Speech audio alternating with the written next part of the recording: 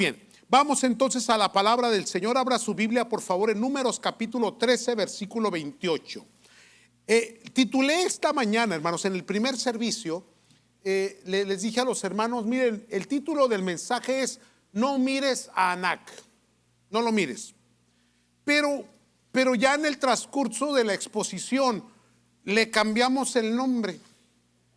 Ahora se titula con un eufemismo muy mexicano, hermano, muy del norte: pan comido. ¿Lo ha escuchado? Ese famoso dicho, voy a hacer esto, pan comido, ¿verdad? Lo que se hace muy fácil. Y fíjese que Caleb y Josué fueron dos de los 12 espías que fueron a revisar la tierra prometida, amados.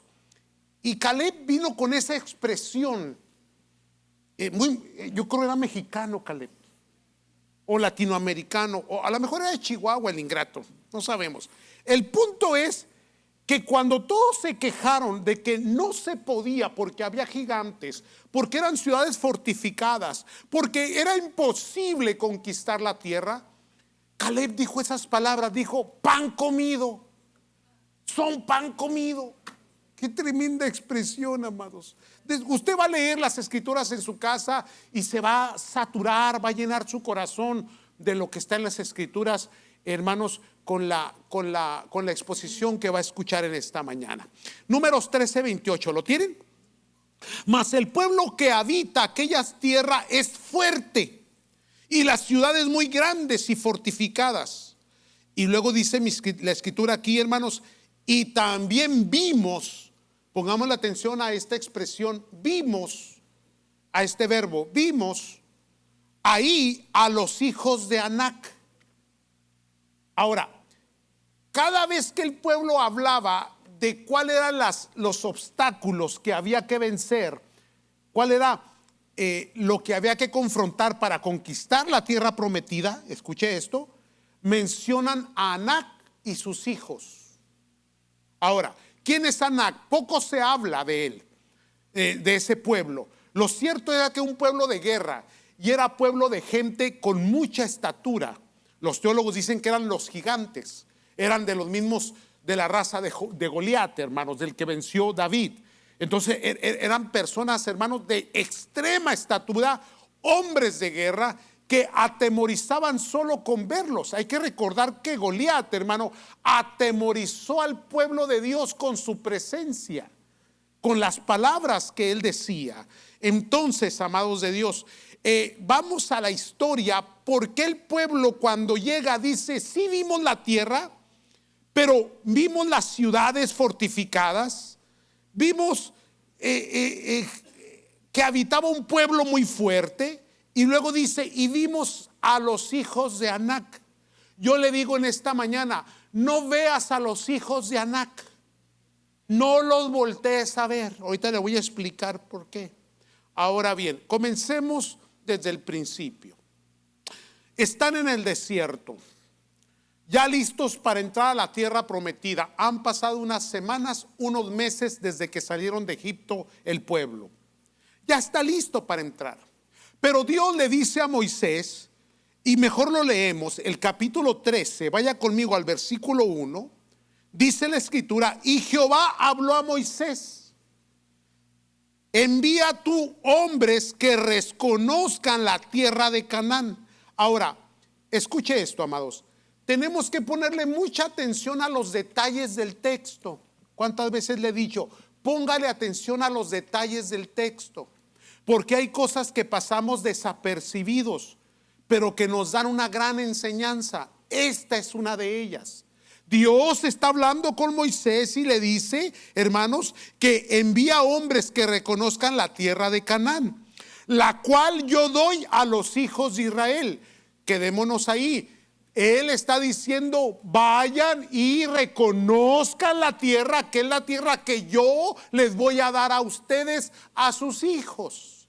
Oiga esto, qué tremendo. Y luego dice: de cada tribu de sus, discúlpeme, la cual yo doy a los hijos de Israel, de cada tribu de sus padres enviarás un varón, cada uno príncipe de ellos. de las 12 tribus que vienen, de las 12 tribus descendientes de Abraham, de Isaac y de Jacob, de esas tribus vas a elegir un príncipe. ¿Por qué dice príncipe? Porque no querían que enviaran a cualquiera. Tenía que ser una persona reconocida, un líder, una persona que fuera de influencia, una persona admirable, un príncipe de cada tribu que representase a su grupo, que cuando viniesen cuando volviesen con la información, tuviesen autoridad. Ahora, después de estos detalles que hemos leído en la escritura, ya sabe que yo empiezo despacito, téngame paciencia, cuando llegue a mi edad me va a entender, tranquilo, amén. No se me duerma, espéreme.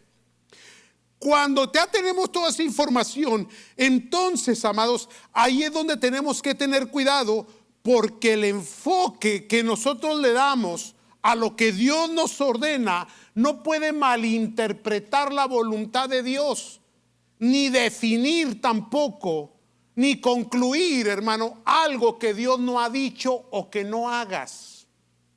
Hay un error bien grande, amados, porque a veces enfocamos disfuncionalmente. Dios le dijo a Moisés: diles que vayan a reconocer la tierra, 12 príncipes. Eso fue todo lo que dijo. Pero ahora vamos a qué fue lo que Moisés le dijo al pueblo. Una vez que eligieron a los elementos, que juntaron el grupo, que está toda la congregación de Israel junta, entonces en el capítulo 13, versículo 17, si gusta acompañarme, dice la palabra: los envió pues Moisés a reconocer la tierra de Canaán. Hasta aquí estamos bien, ¿correcto? Diciéndoles: subid de aquí al Negev y subid al monte y observar la tierra como es. Hasta aquí seguimos bien. ¿Estamos? Y el pueblo que habita, si es fuerte o débil. Ah, caray, ¿qué pasó aquí? No solamente vas a examinar la tierra, pero también vas a examinar el pueblo que habita en ella, si es fuerte o débil. Dios nunca dijo eso. ¿Aló? Si poco o numeroso, ¿cómo es la tierra habitada? Si buena o mala. ¿Y cómo son las ciudades habitadas? Si son campamentos o plazas fortificadas. ¿Y cómo es el terreno? Si es fértil o es estéril. Si hay árboles o no. Y esforzados y tomad del fruto del país. Y era tiempo de las primeras uvas. ¿Cómo agrega Moisés a la orden de Dios? No solamente examinen la tierra, examinen la gente. Examinen las plazas, los castillos, las construcciones, todo lo que hay. Dios no dijo eso. Dios le dijo que fueran a revisar, a examinar la tierra. Ahora, ¿por qué estoy diciendo eso? Porque siempre hemos nosotros, amados, de alguna manera condenado rotundamente a los 10 espías que vinieron con aquel mal mensaje, con aquella mala respuesta, con falta de fe, inconstantes en las cosas del Señor, inconscientes de lo que Dios está haciendo. Pero resulta que lo único que hicieron fue cumplir lo que Moisés les dijo que cumpliera. Todo comenzó mal desde que Moisés pasó la información. Lo que el líder dice o hace tiene mucha repercusión en aquellos que lo siguen.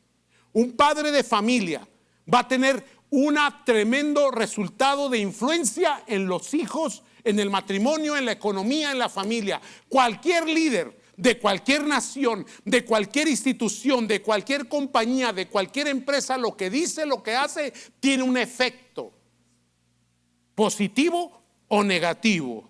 Entonces el enfoque ya viene cambiado, porque ellos cuando van a entrar a la tierra ya llevan varias formas de ver, de observar. Van buscando la tierra, pero también están observando cómo es el pueblo. Y de repente ven aquella aldea o aquel lugar llena de gigantes, y su enfoque se concentra en aquel pueblo que es grande y más poderoso que ellos, Anac y los hijos de Anac. Hermanos, eso se convierte en el principio de las frustraciones. Cuando primeramente no obedeces y no haces lo que Dios dice que tienes que hacer. No pongas tu vista en Anac, pon tu vista en la tierra.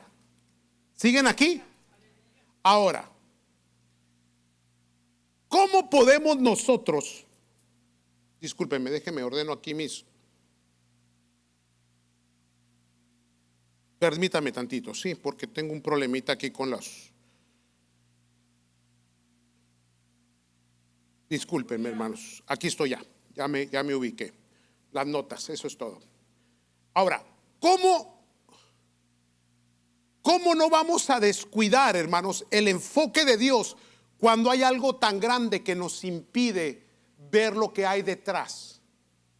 Nosotros hemos caído en muchas frustraciones porque nos hemos concentrado en los problemas, en las deficiencias, en las dificultades, en los desafíos, pero no vemos la promesa y la bendición de Dios. Esto opaca tanto nuestra mente y nos frustra tanto que nos olvidamos que Dios es más grande que cualquier problema. Dios es más grande que cualquier confrontación con cualquier gigante. Dios todo lo puede, pero de alguna manera nuestra mente y nuestro corazón se saturó de la información que nuestros ojos vieron, que nuestros oídos oyeron. Amados del Señor, no podemos dejarnos guiar por lo que nuestros ojos ven, porque vas a vivir en una constante frustración. No mires a Anac. Ahora bien, ver es alimentar tu mente. Alimentas tu mente y piensas, y lo que piensas hablas. Y lo que hablas es la confesión en lo que te vas a convertir. Porque al último, eso es la fe. Porque la palabra que sale de tu boca tiene poder. Si dices que eres un fracasado, serás un fracasado siempre. Pero si eres un fracasado y dices, yo voy a ser victorioso, esa palabra que sale de tu boca tiene poder para hacer el cambio y la transformación. Muy importante entender esto. Ahora, ¿qué fue lo que sucedió entonces? Porque inconscientemente siguieron las instrucciones y lo primero en lo que se enfocaron fue en los gigantes. Esto, hermano, les trajo a que en su corazón se llenaran de esa molestia, de esa inquietud. Dejaron de ver a Dios. Habían visto, hermano, el mar abrirse, habían visto los milagros, las plagas, el pan, hermano, el agua salir de la roca. ¿Por qué no podían creer que Dios les podía dar esa tierra o vencer al enemigo? Amados del Señor, mire lo que dice la Escritura cuando vamos al capítulo 13, versículo 32. Lo que piensas hablas, en lo que hablas te conviertes. Y el versículo 32 dice lo siguiente, amados del Señor. Muy interesante esto, Mire, y hablaron mal entre los hijos de Israel de la tierra que habían reconocido, diciendo, la tierra donde pasamos para reconocerla es tierra que traga a sus moradores. Mire cómo torcieron lo que Dios les había dicho. Reconozcan la tierra que yo les doy. Ahora están diciendo, esa tierra que Dios nos da nos va a tragar. No la vamos a conquistar a ella, ella nos va a conquistar a nosotros. Hay gente que es negativa en todo. Digan amén los negativos aquí. Estás en ese túnel oscuro, ¿verdad que sí, amados? Y vas acompañado de ahí, de repente se ve una luz allá al final. Y dices, por fin, ya está la luz, ya vamos a salir de este túnel oscuro.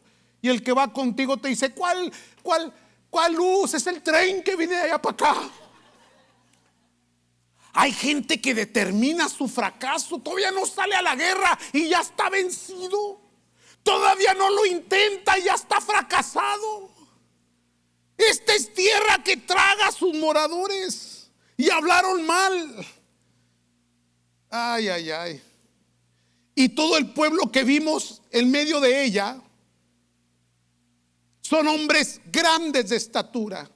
Y mire el versículo 33. También vimos ahí a gigantes, hijos de Anac. Lo vuelven a mencionar. Porque el que metió la intimidación fue Anac. Siempre hay un problema muy grande, una dificultad, una angustia que te va, hermanos, a contaminar tu fe, a quitarte las ganas, a desinflarte, a quitarte, hermanos, la pasión, el gozo, la alegría, a robarte, hermano, las fuerzas que tienes. No pongas tus ojos en Anac. ¿Aló?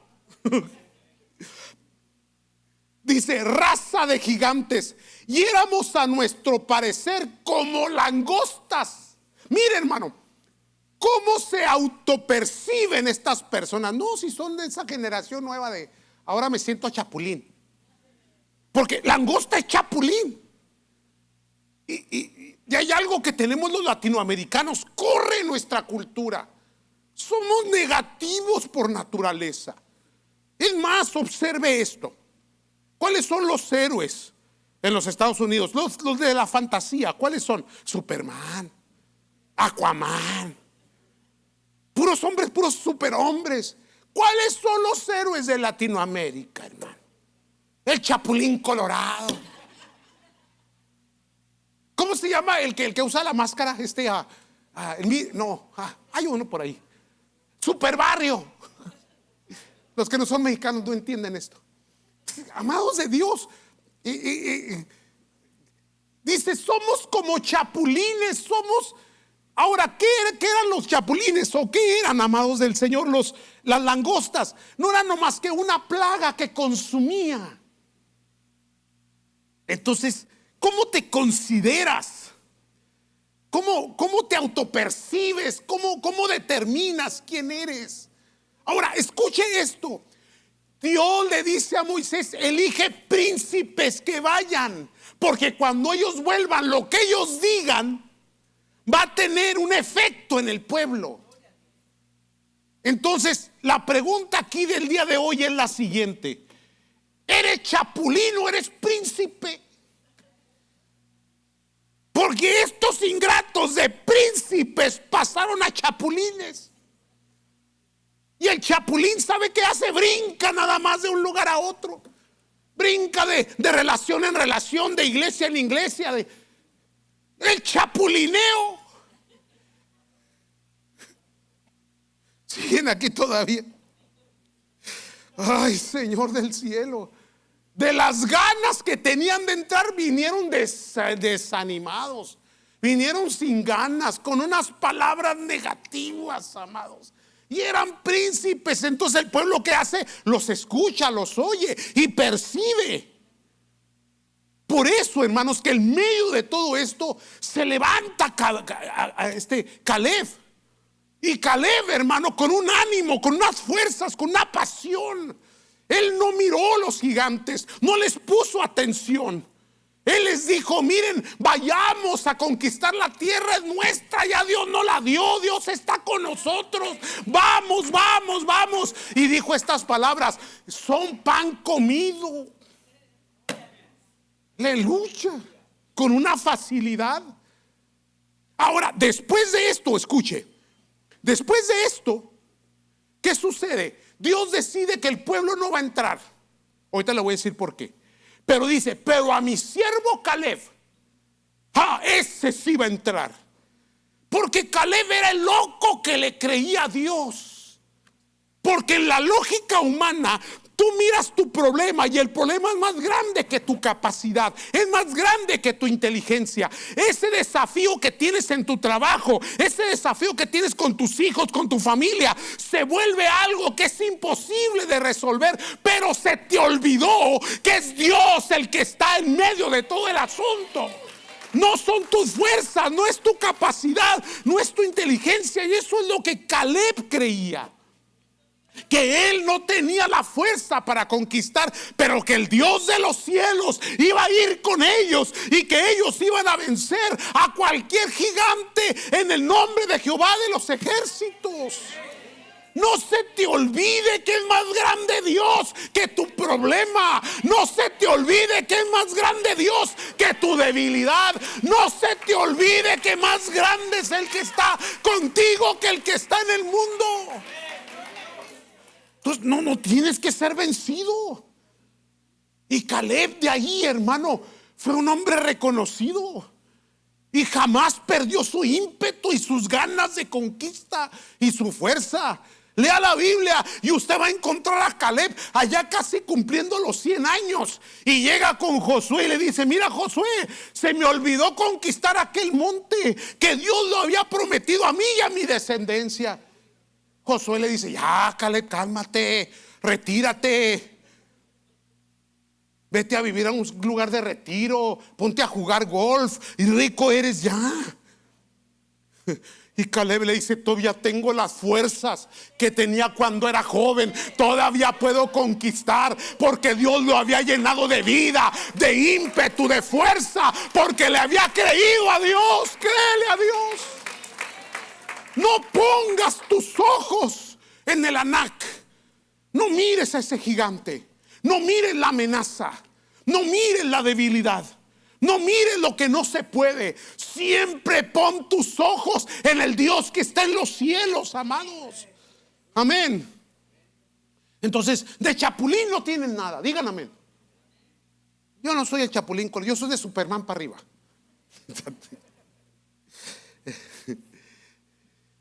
Ay, Señor del cielo.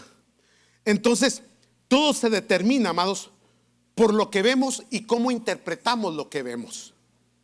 ¿Cómo ves tú las situaciones, las circunstancias? Hermano, la Biblia dice que todo obra para bien. ¿Aló? O sea, te está yendo mal. Las cosas no son favorables. El doctor te dio un diagnóstico muy desagradable.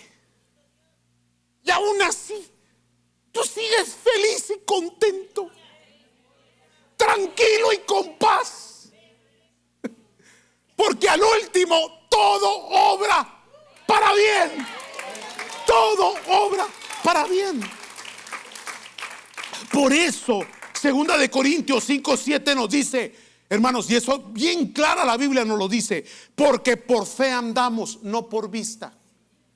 Si por lo que ven mis ojos se determina mi estado de ánimo, estuviese deprimido todos los días, ni ganas de levantarme. Habría renunciado a mis proyectos y a mis sueños. Había abandonado mi compromiso y mi servicio a Dios. Me había escondido en las excusas que siempre he tenido. Pero no, de ninguna manera, porque yo no ando por vista. Porque a veces veo que no hay nada favorable. A veces veo que lo que hago no tiene resultados. A veces veo que hay gigantes. A veces veo que las cosas no están como yo quisiera que estuviesen. Pero yo estoy mirando detrás de esa circunstancia, porque detrás de esa circunstancia está el Dios que me llamó, el Dios que me espera. Porque por fe andamos y no por vista. Por eso Hebreos capítulo 11, amados, si se nos olvida. Somos tan negligentes que se nos olvida lo que leemos. Y lo que leemos en el capítulo 11 de Hebreos, hermano, que es donde nos enseña cómo es la fe, donde describe la fe. El capítulo 11, versículo 1 dice: es pues la fe la certeza de lo que se espera. ¿Qué tenía Caleb? La certeza de que esa tierra era suya. La certeza es que Dios me dijo que era mía.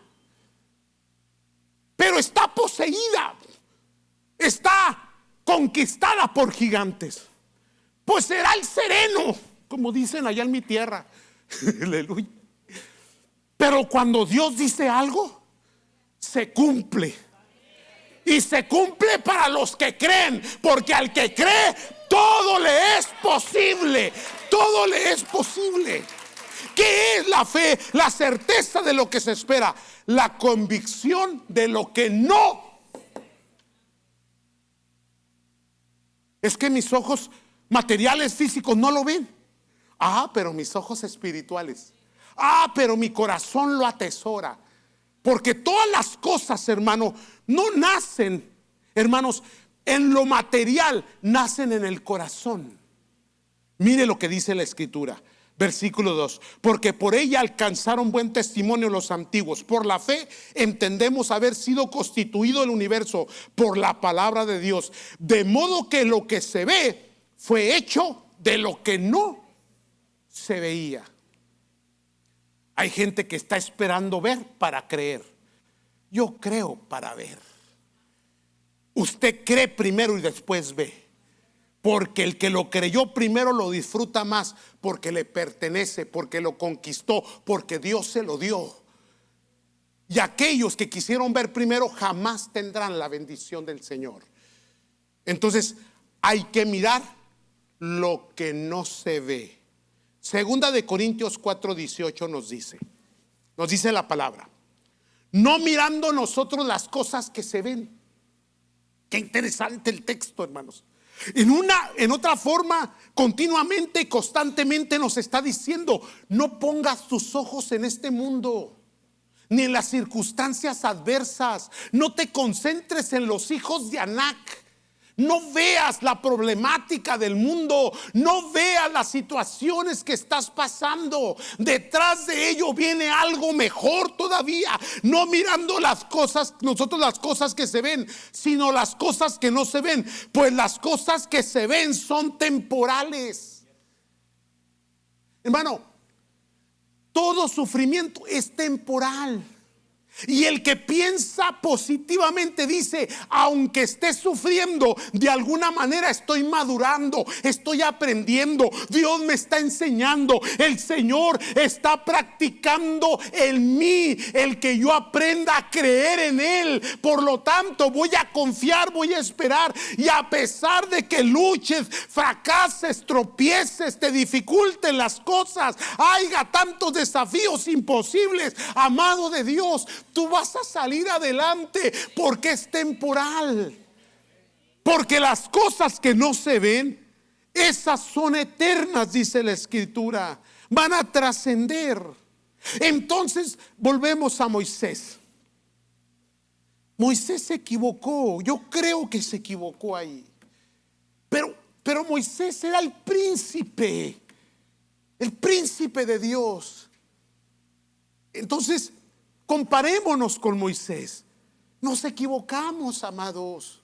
Cometemos errores. Determinamos equivocadamente. A veces nos dejamos influenciar por lo que nuestros ojos ven. Y ocasionalmente estamos, hermanos, desanimados. Perdimos la fuerza, perdimos las ganas. Abandonamos nuestros compromisos. Comenzamos a chapulinear. Digan amén todos los chapulines. Oh, santo Dios. Entonces Moisés sí tuvo ese error. Pero mire cómo lo describe Hebreos. Porque dice la Escritura en el capítulo 11, versículo 26, que estamos leyendo. Dice que Moisés, teniendo por mayor riqueza el vituperio de Cristo que los tesoros de los egipcios, porque tenía la vista, porque tenía puesta la mirada en el galardón. Tienes que analizar esta escritura. ¿Quién era Moisés? Príncipe de Egipto. Oiga, podía haber llegado a ser el faraón. Estaba en la línea. Este hombre tenía la protección, la riqueza, tenía el galardón de Egipto, pero decidió renunciar a él por obediencia a Dios. Y sus ojos fueron puestos en el galardón. El galardón significa recompensa. Porque encima de ese trono de Egipto, más arriba, había un trono más grande. El trono de Dios. El trono que nadie ve. El trono que únicamente lo creen los hijos de Dios. Y en ese trono está el Todopoderoso, aquel que va a galardonar a los que creen, porque los que creen serán honrados, serán bendecidos y les será respondido toda petición, porque Dios está con ellos. No se te olvide, por favor, esto. Y ahí mismo la Escritura nos dice que no solamente tenía la vista puesta, hermanos, en el galardón, pero él dice que miraba algo El versículo 27 dice: por la fe dejó Egipto, no temiendo la ira del rey, porque se sostuvo como viendo al invisible. Aleluya. ¿A quién ves tú? Al invisible. ¿Ves como si estás loco? Aleluya. Y ahora sí como los chifladitos. ¿Verdad que sí? ¿A quién ves? Al invisible. Ahora, las cosas que se ven fueron hechas de lo que no se ve. Yo veo al invisible. Caminas con el invisible, sirves al invisible, pero después de que se burlan de ti, después de que te miran como una persona que a pesar de la adversidad sigues manteniéndote en tu fe y en tu convicción y vas caminando, Dios recompensa, Dios galardona, Dios bendice, Dios prospera, y pasan los años y lo invisible se vuelve visible. El invisible aparece en tu vida y entonces la gente puede ver que verdaderamente eres príncipe del Dios Altísimo, bendecido, gozoso, prosperado. Pasaste por un desierto, pero ahora tienes tu tierra prometida porque le creíste a Dios. No pongas tus ojos en Anac. Aló, Nac, no.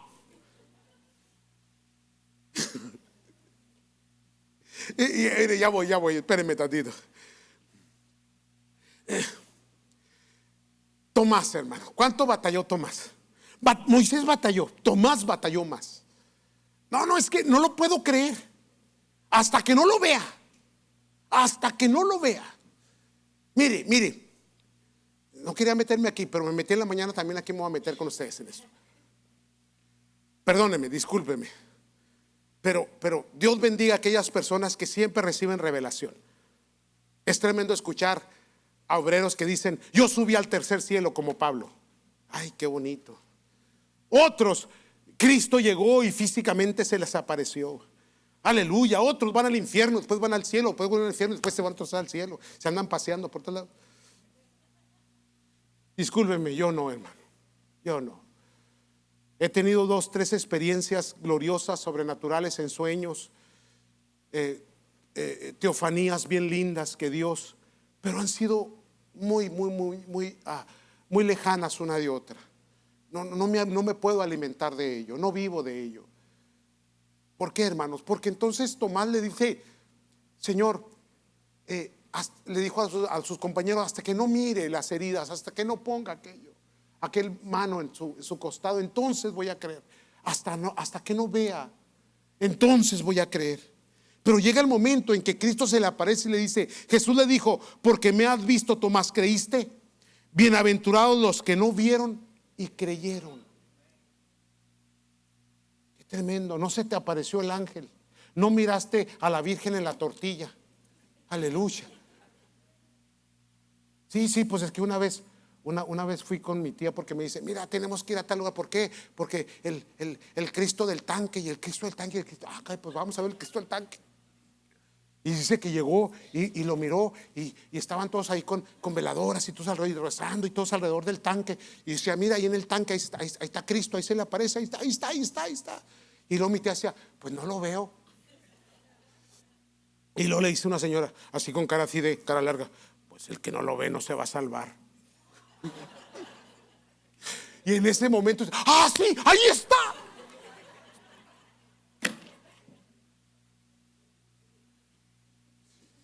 Bienaventurados los que creyeron sin ver. Aleluya. Porque cuando yo fui salvo, se me dio la palabra, esa palabra creadora, esa palabra que hizo de lo que no había nada. Cuando se dio, se sucedió, hermano, se construyó, apareció, hágase y fue hecho. Así dice la Escritura. Pues esa palabra me fue dada en Juan 3:16, amados del Señor, y yo pude entender que Cristo es el Salvador. La revelación total y completa llegó a mi corazón y sin ninguna aparición, hermano, simple y sencillamente le creí. Y Dios a su tiempo, hermano, honró esa fe. La salvación se consume en mi vida. Aleluya. Y ahora, ¿sabe por qué le sirvo? No por las apariciones, sino porque creo en lo que Dios ha dicho en su palabra. Si dice que aquel lugar es tuyo, es tuyo. Usted vaya por él. Bendito sea Dios. Amén. Entonces, ya voy de salida. Espéreme tantito. Ya voy de salida. Aguánteme, fondo. Al cabo, si ya no hay otro servicio enseguida, ahora sí me puedo desquitar. Mire. Lo que Dios ha preparado siempre es invisible. Es invisible. Fíjese que el error que tuvo este pueblo es que la tierra sí era visible. Y trajeron el racimo cargado entre dos personas. Un racimo de uva. Aleluya, parecían sandías. Ahora, ¿por qué no viste el fruto grande? Pero en vez de ver el fruto grande, estás viendo a los gigantes. Es falta de enfoque. Entonces, Dios le dijo, Cristo le dijo a Tomás: mira, bienaventurados los que no vieron y creyeron. Ahora, 1 Corintios 2:9, lo leo, usted nomás me escucha. Antes bien, como está escrito, cosas que ojo no vio, ni oído oyó, ni han subido en corazón de hombre, son las que Dios ha preparado para los que le aman. Quiere decir que primeramente tienes que creer y se te hará revelado y vendrá la bendición. Jamás vas a recibir algo si primeramente no lo atesoras en tu corazón, dice la Escritura. Entonces, amados, vamos a cerrar esto de una manera linda. Mire, ¿qué pasó entonces con esto? Por eso le dije, no puedo leer toda la Escritura, pero usted, los que leen la Biblia, ¿sí leen la Biblia? Si no la lee, no me está entendiendo. Pero los que la leen, ¿qué fue lo que sucedió, hermanos, en ese momento crucial? Era un momento, un antes y después. Ese era el momento decisivo. Era el momento de creerle a Dios. Era el momento de salir y entrar con fuerza, con ímpetu. Era la oportunidad. Y la desperdiciaron, hermanos. Eran 10 contra 2. Josué y Caleb contra los otros 10 príncipes. El pueblo, hermano, escuchó mejor a los otros 10, porque es más fácil escuchar lo negativo que lo positivo. Es más fácil escuchar la crítica que un buen exaltamiento. ¿Sí o no, amados? A ti te da comezón cuando alguien está chismeando. Pero cuando alguien está hablando bien de alguien, ¿no es cierto? Yo no miro eso. ¿Siguen aquí? Santo Dios. Ahora, está bien, no quieren entrar, está bien, no entren. Pero ¿qué sucedió en el capítulo 14? En el capítulo 14 dice, versículo 1, entonces toda la congregación gritó. ¿Por qué es más ruidosa la desgracia que la victoria? ¿Por qué causa más efecto en la gente lo negativo que lo positivo? ¿Por qué nuestra tendencia es siempre inclinarnos al tropiezo y al fracaso? Llegó el tiempo de cambiar enfoques y cambiar actitudes. Usted no es chapulín. Tiene patitas como de chapulín, pero no lo es. Aleluya. Usted es un príncipe, una princesa del Dios divino, del Dios del cielo. Usted camina entre la realeza. Cuando usted habla, la gente oye. Cuando usted comenta, la gente le sigue. Cuando, hermanos, usted abre su boca, la gente presta oído. Porque usted no es cualquier achichincle. Usted es un hijo del Dios todopoderoso, del Dios viviente. La gloria de Dios le acompaña. La presencia de Dios está con usted. Amén. Entonces dice que gritó el pueblo y dio voces. Y aparte de dar voces, dice, y el pueblo lloró aquella noche. Hasta chillones se vuelven, quejumbrosos, deprimidos. Gracias a Dios que no vinieron, ¿no? Y se quedaron allá. Es Memorial Day, se fueron a Memorial allá. Amén, santos. Usted no llora, usted no se queja, usted no se lambe las heridas, usted no se victimiza. Usted dice todo lo que está pasando tiene propósito. Dios está en medio del asunto. Está oscuro, está tenebroso, está difícil, está angustioso. Parece que no se puede, pero de alguna manera voy a cerrar mis ojos, Anac, y voy a ver al invisible. Y le voy a creer. Le voy a creer. Amén, santos. Así que no se ponga a llorar. Y se quejaron contra Moisés. ¿Alguien se ha quejado? Ve, como no hay nadie, gracias a Dios. Y se quejaron contra Moisés y contra Aarón. Y al último, ¿quién tiene la culpa? Pues el pastor. ¿A poco no es cierto, hermano? Mire, ya me quiero ir, pero ahí le va. Miren. Hablándole a un grupo de pastores, les dije una vez: qué tremendo es esto. Cuando la iglesia hace algo y le sale bien, la gloria a Dios, la gloria al Señor, porque al último no es nuestra capacidad, sino Dios en medio del asunto. Pero cuando las cosas salen mal, no fue Dios, porque Dios no se equivoca. ¿Quién tiene la culpa? ¿El líder o el pastor? Entonces nosotros los pastores o los líderes, me refiero a todos los que lideran aquí en la iglesia y pastorean y sirven a la congregación en todo lo que hacen. Cuando algo sale bien, gloria a Dios. Cuando algo sale mal, yo me equivoqué, hermano. Nunca cargamos gloria, nunca cargamos reconocimiento, pero sí cargamos la culpa y la dificultad de aceptar que nos hemos equivocado. ¿Ve por qué no quiere ser líder usted? Es que llevo todas las de perder. Mejor me vuelvo acá, ya me salí del asunto. Pero mire lo que dijeron, hermano. Y dijo toda la multitud: ojalá muriéramos en la tierra de Egipto o en este desierto. Ojalá muriéramos. ¿Y por qué nos trae Jehová a esta tierra para caer a espada y a que nuestras mujeres y nuestros niños sean por presa? ¿No sería mejor volvernos a Egipto? Todavía ni siquiera lo intentas y ya te quieres ir al mundo otra vez. Y luego, ¿qué es lo que dicen? Ojalá muriéramos. Ah, sí. Ja. Ahora sí, Anac. Dios le cumplió el deseo y la confesión de sus labios. Porque toda esta generación tuvo que morir en el desierto, porque eso fue lo que ellos dijeron y eso pidieron. Dijeron: ojalá muriésemos. Bueno, te quiere, pues muérete de lucha. Amén.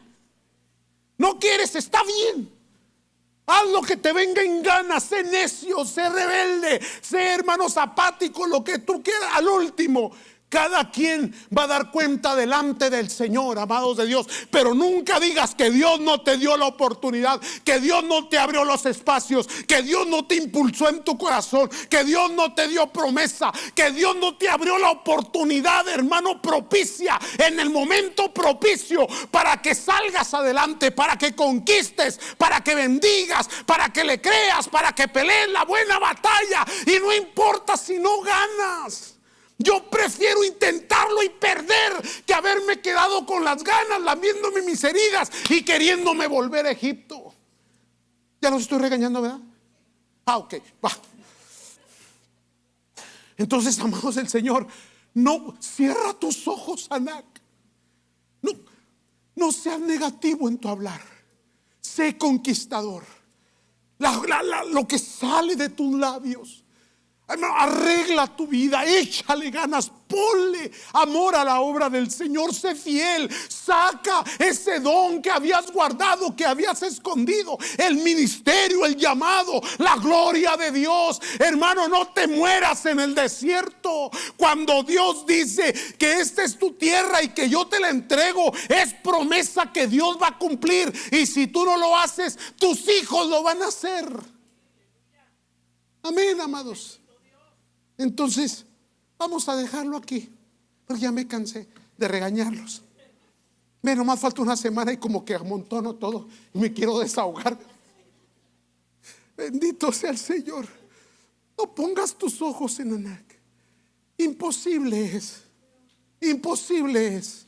Imposible que mi hijo se recupere, imposible que mi matrimonio se restaure, imposible es que hagamos aquello o hagamos allá, imposible. Dios está con nosotros.